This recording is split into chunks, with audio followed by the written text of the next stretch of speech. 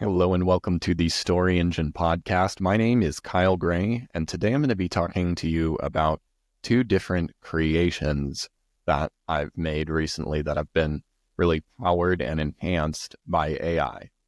And I have a very specific philosophy and approach to how I am leveraging AI, which I think is a good balance between enhancing my authenticity, my voice, my vision, and staying true to that, while also enhancing or leveraging AI's power to be able to process a lot of information and a lot of bulk and bring out what I need according to my vision. So I'm going to break down the creative process with two different things. The first is I have come to a really nice, crisp draft of a book. So at the start of 2024, I wanted to put together a new book. My website, my podcast are all the namesake of a book that was really the big foundation of my business, of my authority, of my list. And it had been a while since I had created a book. So I was going through the process of putting together loads of content, podcast episodes, writing that I was doing, Miracle Morning, usually waking up first thing in the morning and trying to crank out a few hundred words towards this book. And I had amassed about 50,000 words. And I had a hard time with the vision for the book. There was so much more I wanted to add. There was different angles and perspectives I wanted to include and have guest chapters. And it just kept ballooning and getting more and more confused. And the reality of the sheer volume of material and figuring out what to do with this all was overwhelming. And so for months, the project sat dormant. And so the first place that really made the transition into this can be possible and leveraging AI was coming up with the good parameters of what I wanted to create. I have been refining the documents that I use with my private clients to help them guide a talk. And I have this new document called the High Converting Talk Map, which on one side has a list of simple questions that they can follow, help inspire their ideas, and then instructions on how to turn those questions into powerful stories, powerful teaching, and a powerful call to action. And so I started with the AI by saying, I want to help somebody learn how to use this document, and uploaded all kinds of information from books that I've written, ideal clients' avatars that I've put together, lots of different pieces of content to shape what this book could be. And then we started with a table of contents and made it something that was much simpler, which I really set out to do in the book in the first place. And I've had a hard time actually being able to do this, which was create a short book. Of all the three books that I've written around 45,000 words each. And to create something that could be consumed in 90 minutes seemed like a big challenge to really distill down. But the High Converting Talk Map was something that I was using with my clients, helping them get clear and be able to take action quickly in organizing their ideas into stories and teaching that gets results.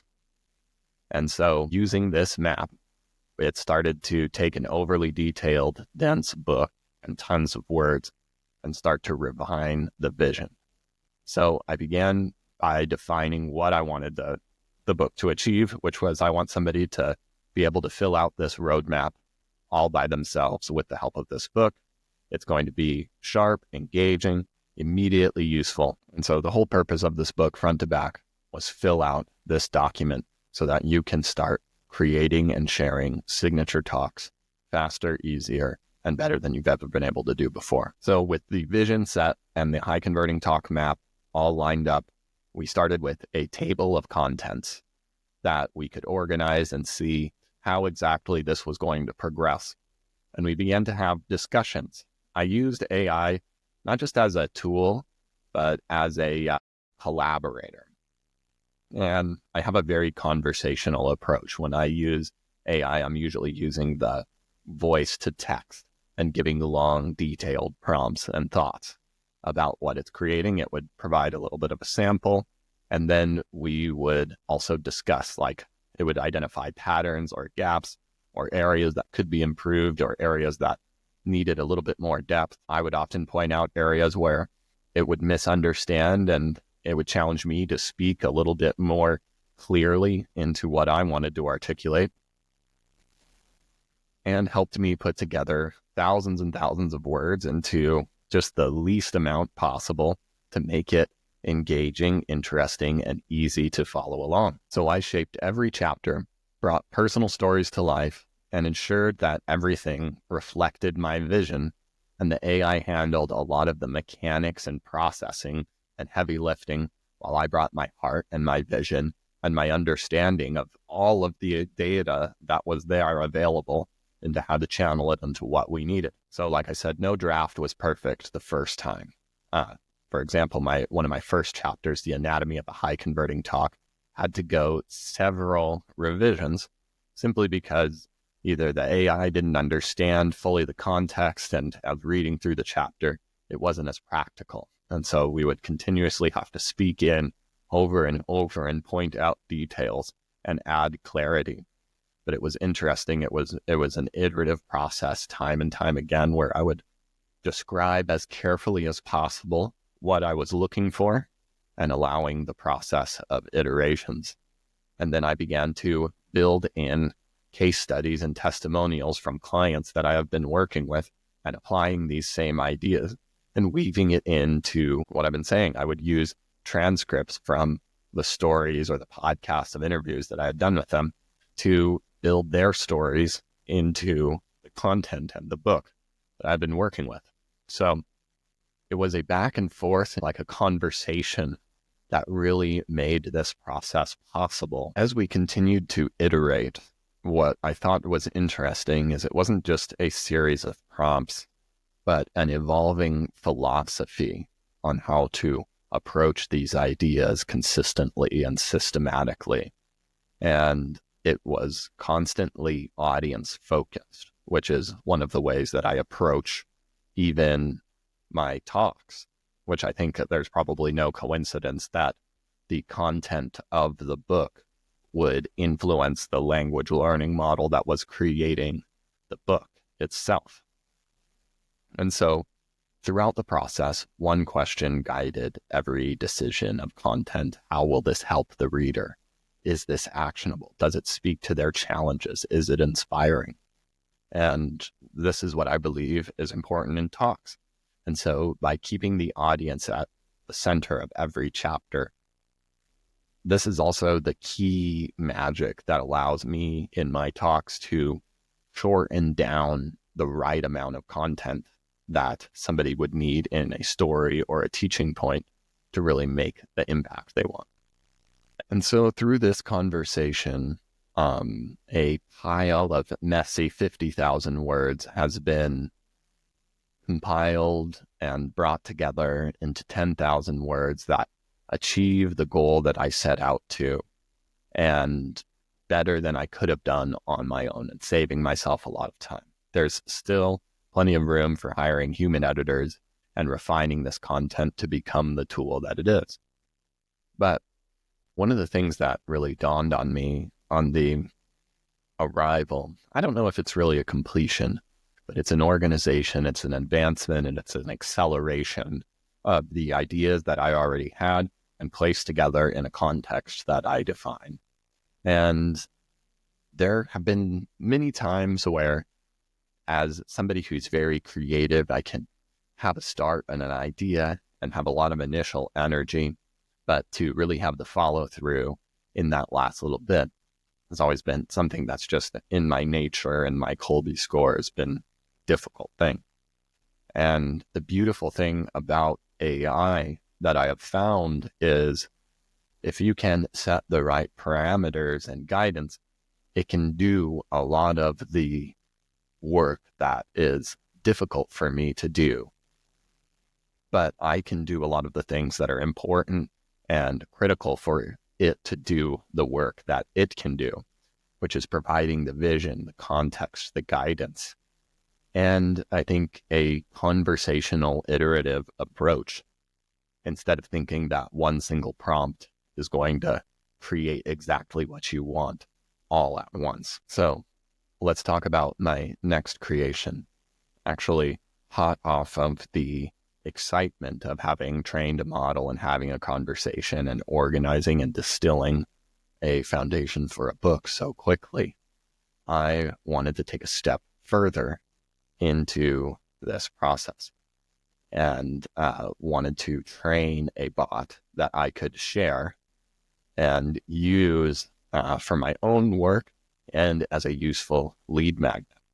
So I started with the Authority Story Creator. Right now it's hosted in ChatGPT. I may take it down or move it somewhere, but right now it's hosted for there.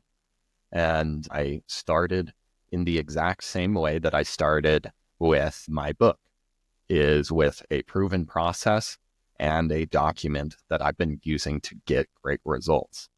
The document is the Authority Story journaling document, and I've been using this over the last few months in my speaker roundtables, which are hot seat events, where speakers will come and share their stories, and we'll have a discussion about how to improve those and make those more impactful for your talks.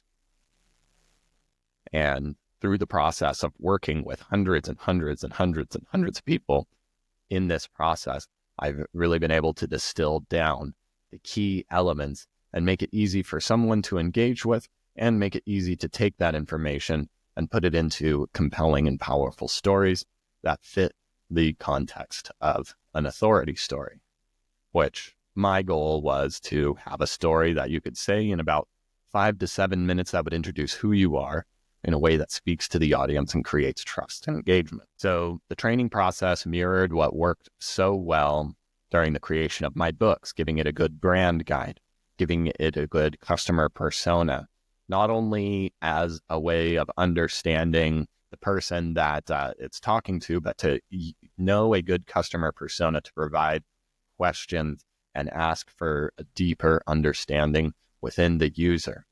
I used mini transcripts of podcasts where I've gone through the same process of asking people deeper questions, of exploring their stories and turning successful storytelling sessions to demonstrate how to draw out these narratives.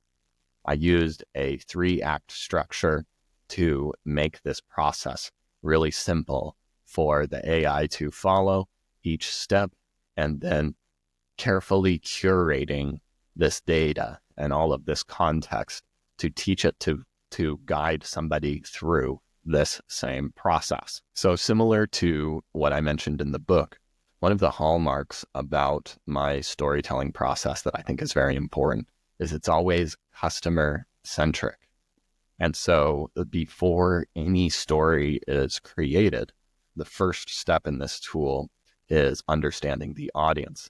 So encouraging clients right at the beginning, or encouraging the users to describe their ideal customer language, describing their pain points and their aspirations, and guiding them to connect with their own experiences with those challenges by creating an emotional resonance that feels authentic and relatable. And the empathy-driven approach ensured that these stories felt personal and impactful. But one of the things I'm really proud about with this process is I used it as a creative partner. I've seen some other AI tools take a very small amount of data and then kind of spit something out. And I set this up to really ask people one question at a time and gather just a little bit of information at the time, while continuing to encourage them and give context to why each little bite size of information is adding up to. And so this also, one of the things that I was really proud of is I found a way to create context for encouraging specificity. If somebody asks about a time where they were feeling the same problem that their client was feeling, then they describe like, oh, there was back in the 70s, I felt like this. It'll say, well, that's very interesting, but can you talk about a specific day? And maybe since you mentioned these things, and it can give a few examples of what that might look like, and helping them draw out the truth and the iteration. So there was a lot of simultaneous use of the tool and then testing of the tool.